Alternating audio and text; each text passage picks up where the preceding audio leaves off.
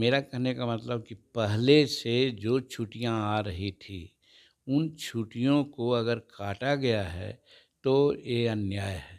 चाहे जिसका हो, शेड्यूल कास्ट का हिंदू का हो या मुसलमान का। अगर हिंदू का छुट्टी काट दी गई है और मुसलमान के छुट्टी को बढ़ा दी गई है, तो हम समझते हैं ये उचित नहीं है। अगर बढ़ना चाहिए था दोनों को, कटना चाहिए था दोनों को।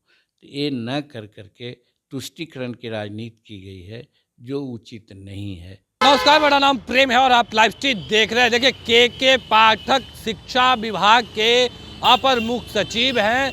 लगातार एजुकेशन सिस्टम को कैसे सुधारा जाए, कैसे ज़्यादा से ज़्यादा बच्चे स्कूल पहुँचे, टीचरों का उपस्थिति दर्ज हो, इन तमाम मुद्दे को लेकर वो फरमान जारी करते रहते हैं, लेटर जारी करते हैं। इन तमाम चीज़ों को लेकर हमने बात किया है बिहार के पूर्व मुख्यमंत्री जीतन राम मांझी से। देखिए, जीतन राम मांझी विपक्ष में है, बिहार में महागठबंधन की सरकार है और के पाठक को लेकर क्या कुछ कह रहे हैं।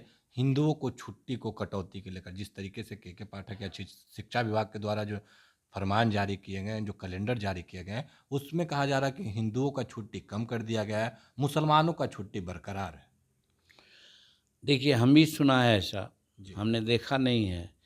लेकिन मेरा कहने का मतलब कि पहले से जो छुट्टियां आ रही थी, उन छुट्टियों को अगर काटा गया है, तो ये अन्याय है। चाहे जिसका हो, शेड्यूल कास्ट का हिंदू का हो या मुसलमान का।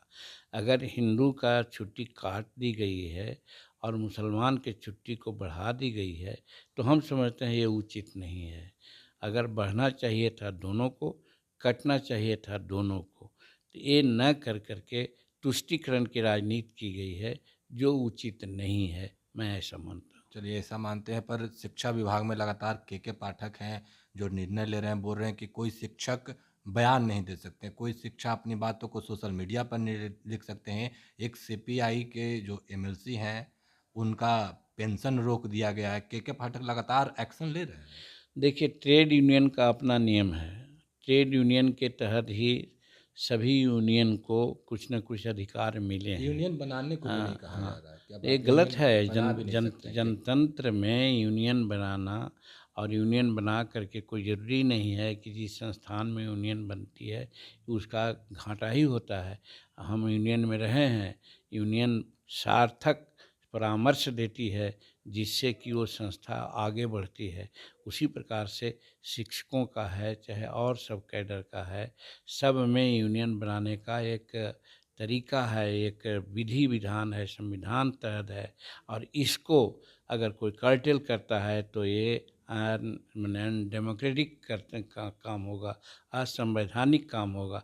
इसलिए मैं समझता हूँ कि हर कामगर को, हम तो यहाँ तक कहते हैं कि ये सब तो ट्रेड यूनियंस की बात है। आज अनस्किल्ड लेबर जो हैं शेड्यूल, यहाँ ग्रामीण परिवेश में, खेती गृहस्थी में, छोटे छोटे ये व्यापार में, वहाँ भी यूनियन का गठन होना चाहिए। और यूनियन के तहत मांग उठती है। और ये सिर्फ बिहार और हिंदुस्तान का मामला नहीं है, ये वर्ल्ड का मामला है। जब शिकागो में कहा गया था कि दुनिया के मजदूरों एक हो, और तब से यूनियन का गठन हुआ है। तो इसलिए बिहार में अगर कोई पदाधिकारी पंडित बनते हैं, तो मैं समझता हूँ कि वो गलत कर रहे हैं। उस पर सरकार को ध्यान देना चाहिए। और यूनियनबाजी को, ट्रेड यूनियन के अधिकार को अगर कोई कर्टेल करता है, तो अनडेमोक्रेटिक कार्य है, मैं ऐसा मानता हूँ। नहीं, जहाँ पे सरकार बहुत ज़्यादा हो गया, जहाँ पे इतना एक अभी एक सवाल कहा सर, गया। जहाँ पे एक सरकार के लोग हैं, वहाँ पे एमएलसी का पेमेंट शिक्षा विभाग के अपर मुख्य सचिव रोक देते हैं। इसको कैसे देखते हैं? अब ये सब कानूनी बात है, क्यों रोका है, का किया है, नहीं, इससे सोशल मेरा मीडिया पर उन्होंने बयान इसे दिया, उसके कारण उन्होंने रोक अब दिया। ये सब उसकी बात तो मैं सीधे ही कहा हूँ कि किसी को भी कुछ बोलने का अधिकार है जमहूरियत में, और डेमोक्रेटिक बात बोलने का अधिकार है। कोई सीमा लंघन किया हो तो उसको जांच करने की बात है।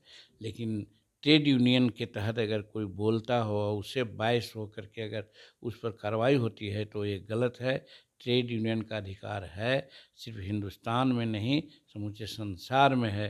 तो अगर बिहार के चलते समूचे संसार का यूनियन बाजी बदनाम होती है, तो बिहार पर कलंक है वो। तो अभी आप जीतन राम मांझी को सुन रहे थे, तमाम मुद्दे को लेकर अपनी बातों को रखे हैं।